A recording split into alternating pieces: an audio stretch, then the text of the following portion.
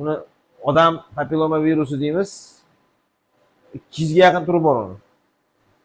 Ichida 20 tasi onkogenli hisoblanadi.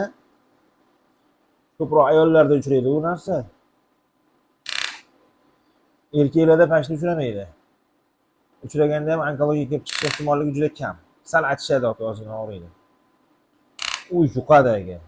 Ko'pchilikka bolaligidan yo'qib qoladi, lekin chiqib kelishi uchun sharoit kerak. Sharoit qanaqa sharoit?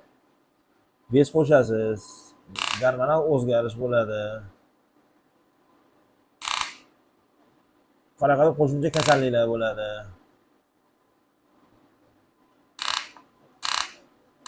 O'shalarning hisobiga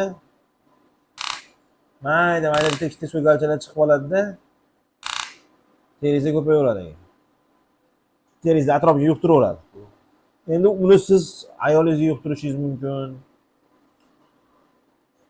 Keyin u ayolingizdagi nima badanlariga tarqasa, ularning immuniteti, ularning organizmi boshqacharoq.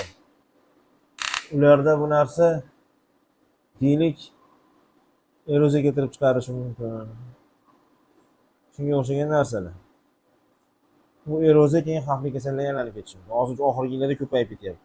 Keyin buni faqat papilloma emas, kandiloma degan turi ham bor. U ko'pincha jinsiy yo'l bilan yuqadi. Faqat jinsiy yo'l bilan yuqadi demaymiz, lekin ko'pincha jinsiy yo'l bilan yuqadi. Qo'lingizni ko'taring.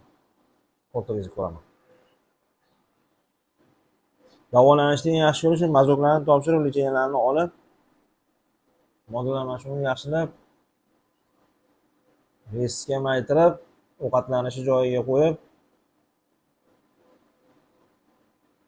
uyquni joyiga qo'ysangiz, sekin papilloma chiqishi ham kamayadi.